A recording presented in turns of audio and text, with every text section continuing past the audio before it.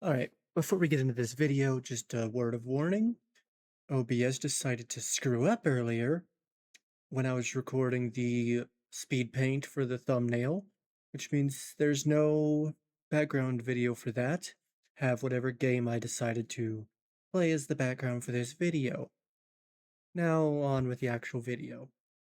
Hey, Stella here, once again. This is part 2 of the War of Information series. Part 1 was just me ranting about various things. It had no real direction. It was just rambling and ranting about stuff I felt passionate about at the time. I'll be going into more detail with the rest of this series. This episode is about fear-mongering and what that entails. Now, what is fear-mongering? It's pretty much in the name. My definition is making people irrationally fear something, usually through disinformation or misinformation. Most commonly, it's disinformation. Now, there is a difference between these. Disinformation is intentionally lying about something, intentionally having the incorrect information, while misinformation is unintentional. Now, misinformation can be more dangerous because it can come from a person that you might be able to trust, but they don't have the full story and they heard it from somewhere else and they didn't fact check any of it. Now, examples that would spread fear mongering would be the media. So, like, Fox News is one of the most common. There's a reason a lot of people are calling them faux news. The government is a big one, not just the Trump admin. Almost every admin beforehand has usually done something, be it a normal type of propaganda, the American propaganda that we're all used to, making us think we're the greatest nation on earth and all that, or the fear-mongering type, which has gone back since our founding, essentially. And once again, I'm mostly discussing America in this, but this has been going on for generations of nations before us. Other places that fear-mongering is commonly found would be on YouTube with YouTubers like Asmongold, Tectone, and while it's mostly the right-leaning, far-right YouTubers, they can happen on the left-leaning side. It's just usually a lot less common. First, I want to discuss the media. Fox News is what I'm going to mostly stick to.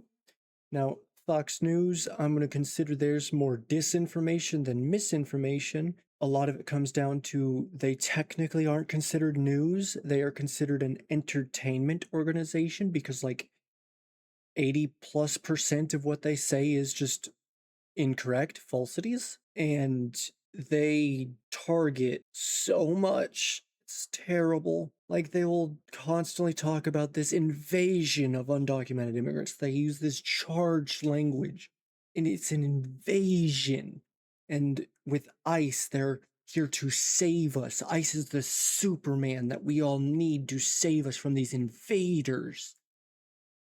And they constantly push like this racial or sexual disparity where it's like they put up a wall. It's very similar to segregation, but more of a social aspect than a physical aspect. And of course, they also target transgender people or gender non-conforming people.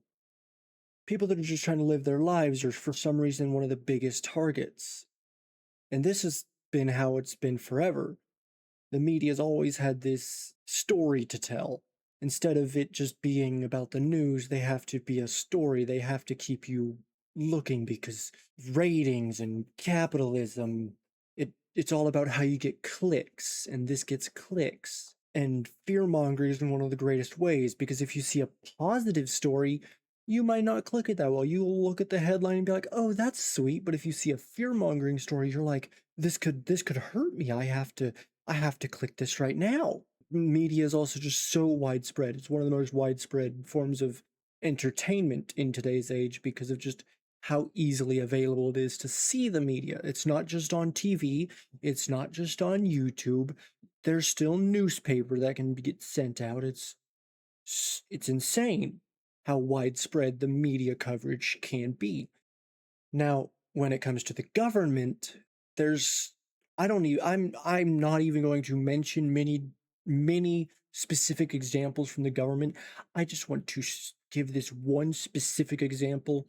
Editor Stella should be showing it on screen right now.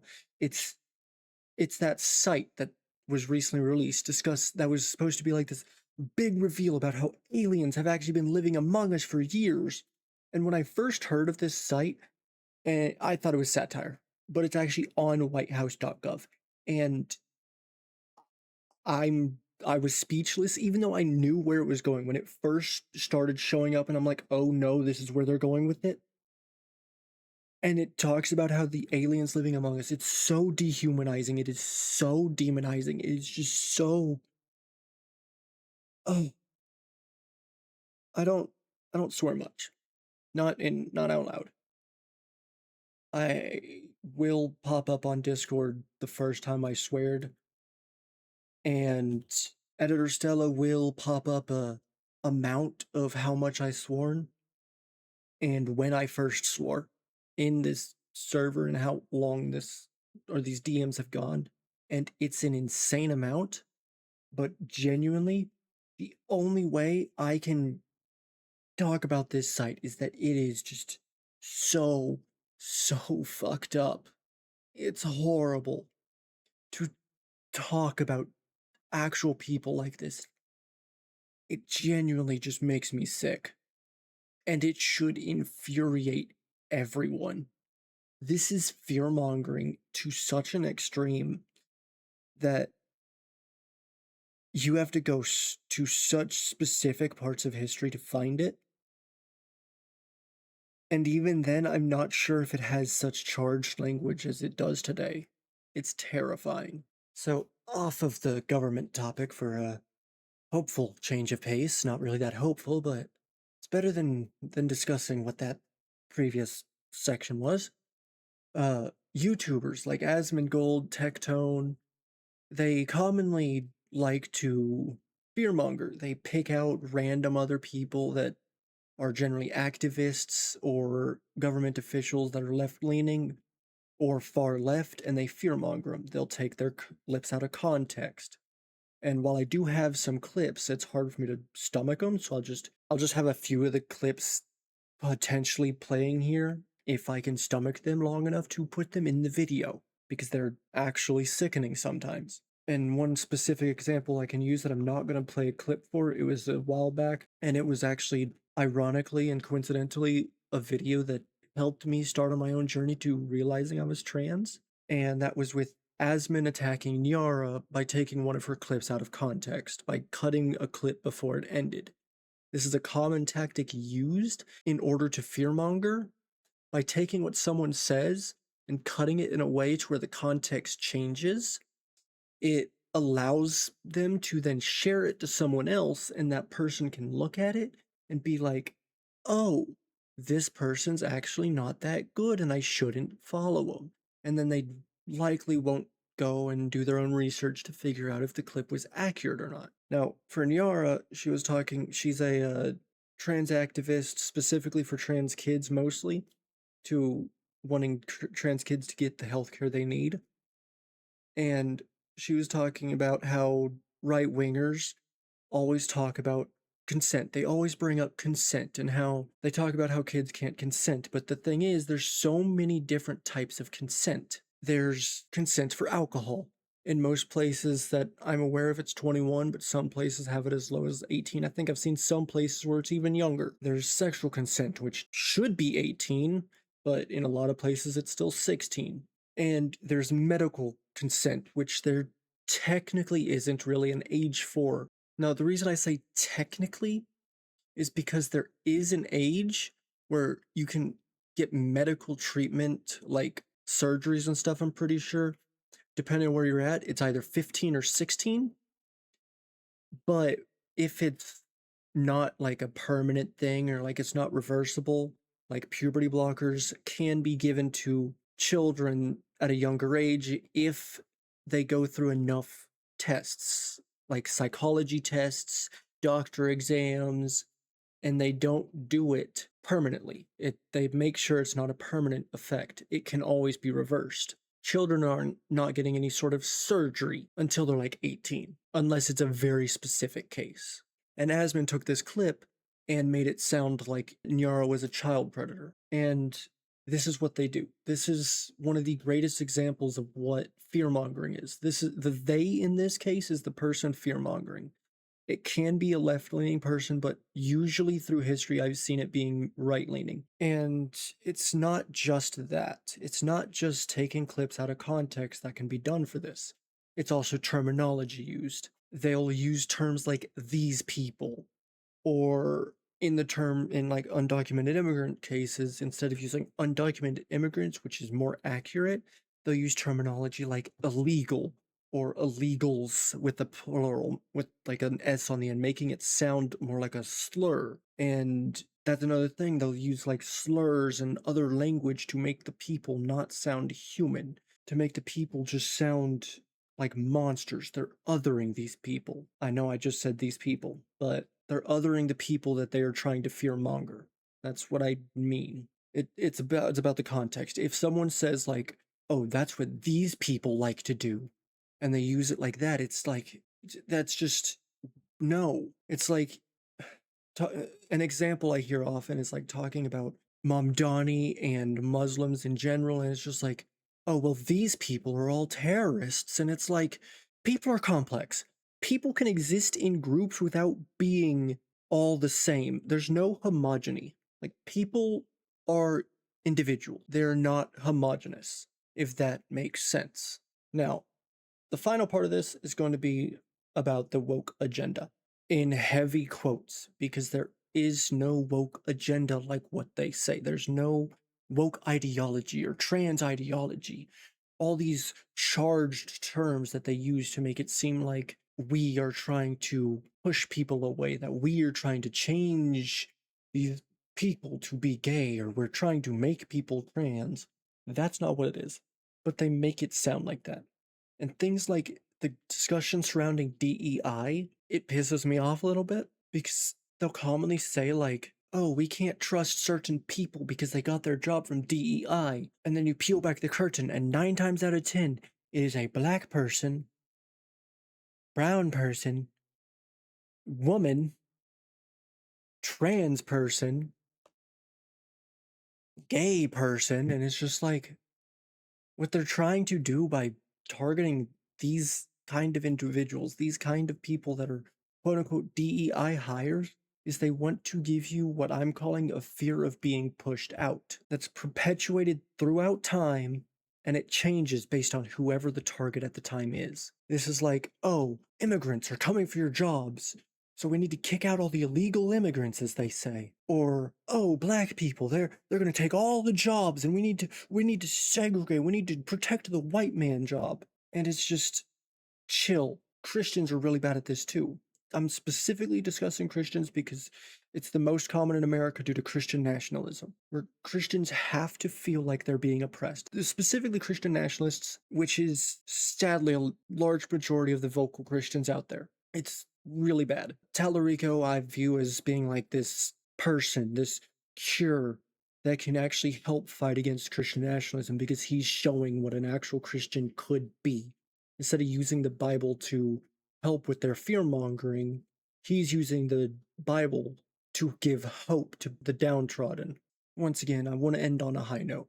Fear mongering is dangerous, but there's a way to beat it. While it is one of the most powerful forms of propaganda, strictly because if you can fear something, then you'll always feel attacked if that thing you're afraid of comes near you.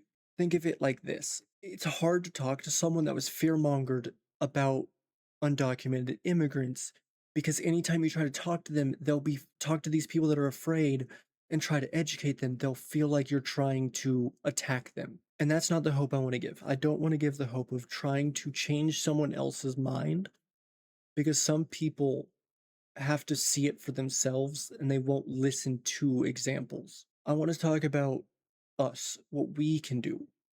Getting people in there, getting people that are there with a backbone, that will protect people even if it gives them a bad light.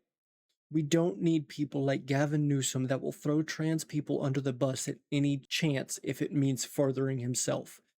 These centrist Dems, any pretty much any Republican currently in office besides a few, and I don't know them by name, and they're not really that important because they're still Republicans and are definitely still part of the problem because we need something in the far left. And we need to get people in that have a backbone, people that are not afraid of change. There's some things we shouldn't reach across the aisle for, because reaching across the aisle on certain topics means we invalidate our beliefs. Like, if we believe that trans people should live, and then we reach across the aisle and pass a bathroom bill that prevents trans people from going to the bathroom they desire, otherwise, they get jail time. That's bullshit. We need to get people in that have a backbone. And while I'm not officially part of the DSA, I do have a card here. I'm just going through my own personal journey right now. I'm hoping to try to join soon. I just, I live in Texas. It's hard for me to get out because I want to transition, but I can't because it's Texas and it's unsafe. And that's the main reason I haven't officially joined DSA, the Democratic Socialists of America. But look at what Mamdani's doing. He's amazing, and we can have that if we get people in that have a backbone. And that's where I want to leave this off. Get out and vote. Get out and do something. I'm on here posting these videos hoping that at least one person can hear, hoping I can start a community of people that'll just be there for one another. Maybe not physically, but emotionally. And that's what I want. That's the kind of effect I can really have until I manage to get out with like the DSA. Looking to be alone to a place I never thought I'd call home. Now wonder what. Beep! Where am I? Editor Stella!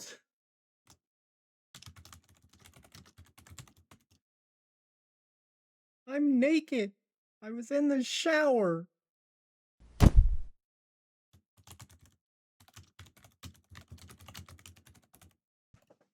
Script? We don't write scripts. And for what? What? Uh, how the why is this showing what I said already?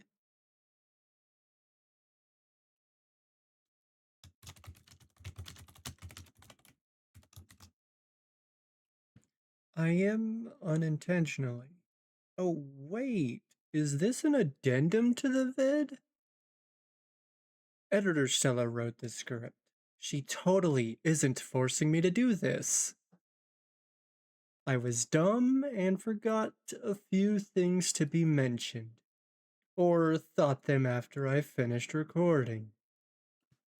First off, I forgot to say, obligatory, do not harass anyone mentioned here.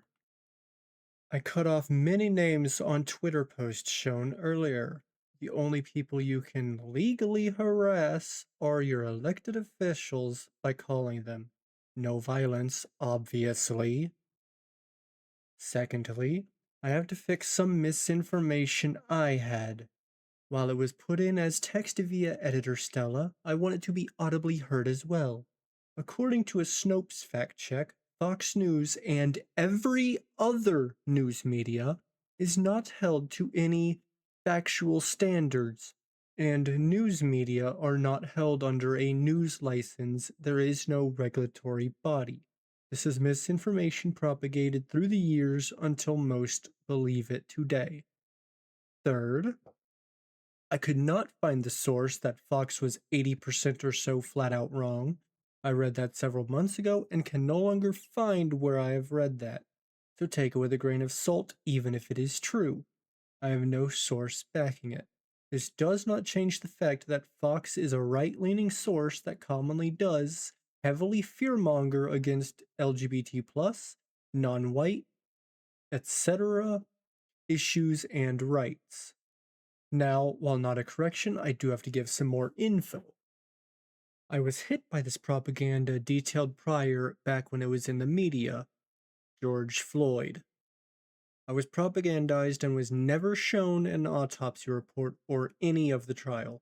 All I heard was he died from an overdose, so I believed it. This was the moment that truly opened my eyes to just how subtle bigotry and propaganda can be, how fucked up the system is with no other way to describe it. I'll discuss systemic issues in a later part of this series when I discuss my own views on reparations and the most common reparations beliefs around that I've personally heard the most. That should be it. Let's get back to the outro. Can I go now? Seriously, where's this void we are in? How can you even do this? This was Stella once again. I hope you enjoyed. Come along for the rest of the ride. Let's see where it takes us. Have a good day, or good night wherever you're at.